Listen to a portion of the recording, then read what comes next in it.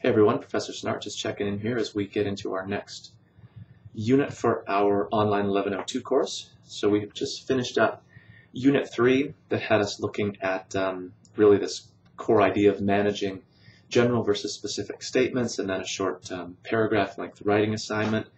Be sure you check your grade in the My Grades area, and also be sure that you get the file that I've returned to you. So it'll have comments or maybe some highlighting or that kind of thing in it. And especially for these kind of assignments, that's not a big essay and that focuses really on just a few kind of core skills that we're working on. You really want to make sure that you get as much feedback as you can, you understand it all, because obviously the point is to sort of practice things here, where if you do it wrong, maybe you'll lose a couple points, but it's not huge. So that you can get it right when it really does matter in those bigger essays. So be sure you get not just the grade, but the file as well. So looking at Unit 4 then, I've actually provided some feedback as far as some of the more common errors showing up, most of them having to do with MLA citation. Again, just one of those things that you have to sort of get used to the rules and make sure that you're following them. But then we get into the first thing we look at here is having you read a sample student essay and then do a quick little quiz on it. And it's not a perfect essay by any means. It's not like this is the ideal, but it does provide you with a really good example of sort of like the tone, the style, the scope of precisely the kind of essay that we're writing for this class, that literary analysis essay. Okay, so that's relatively easy. Again, there's lots of info in the unit here that will guide you through it. A little discussion of thesis statements, which again, one of those core concepts that we want to really have in place. And particularly for our class, since we're writing about literature, oftentimes people they struggle a little bit with, like, what does a thesis statement look like or sound like, and what does it try to accomplish in the sort of essay that we're writing. So we're not, for example, writing position papers where you say gun control is good or gun control is bad, and that's your thesis, that's your argument.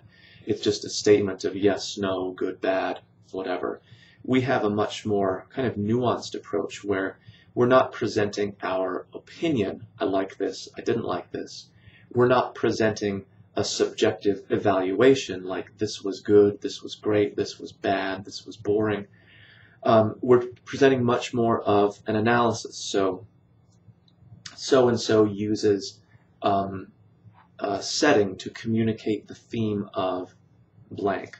The main character in this short story goes through a major life change or something like that, something a little more analytical in terms of our interpretation of the story. So it's obviously your interpretation, but it's not your opinion about good, bad. It's not your evaluation about like, dislike, and that kind of thing. And again, this is why looking at those examples can be really useful, because it gives you a sense of, like, how does a thesis statement sound in a literary analysis essay like the kind that we're doing. The next section in the unit then discusses the writing process. And as I've said here, what I want to highlight in terms of process is not that there's one right set of steps that you must do and you'll always produce a great essay. But just rather that everybody has a writing process, even if you're not aware of it. And in fact, the problem is not that you've got the wrong process or that there's a right one that you need to do, but that a lot of people just aren't aware of what the process is. And this becomes really frustrating for a lot of students if you're always writing essays and they never quite turn out, and it's always like a grade less than you wanted it to be or thought it was going to be. Part of what you need to do is to start with thinking about your process, right? Write down the steps. What is it you do? And is there something kind of fundamentally within that process that's causing the problem, that's producing essays that aren't as good as you want them to be? Almost always you can identify somewhere in the process some problem, and of course if you never think about process or are not even aware that you've got one, then identifying where the problem is becomes impossible. So again, the point here is not to impose one particular set of steps, like first read, then research, then draft, whatever. The steps for everybody are probably going to be the same, but not necessarily in the same order, which is okay. All I want is for you to be really conscious of what your process is, and if it's not producing the results that you want, where in the process do you need to make changes, right? And it's not just always in the writing part. Do you need to, and here's a good example, a lot of people outline as like the first thing, or maybe they do a little brainstorming for themselves.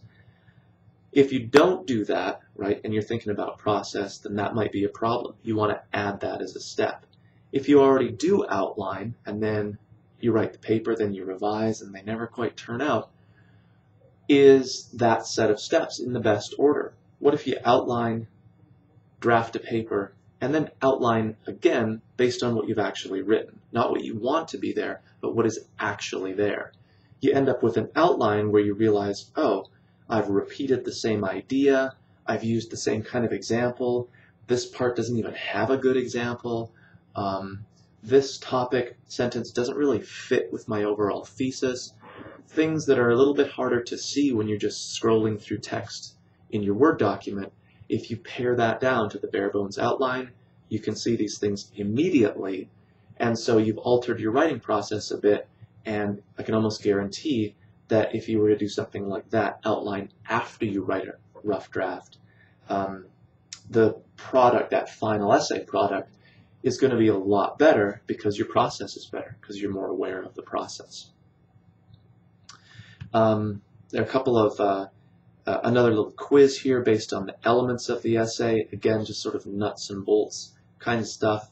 And then a short discussion board on flight patterns, the story that we've read for the last unit and that you wrote your paragraph on, William, the main character. So getting just a little bit more in depth with that particular short story.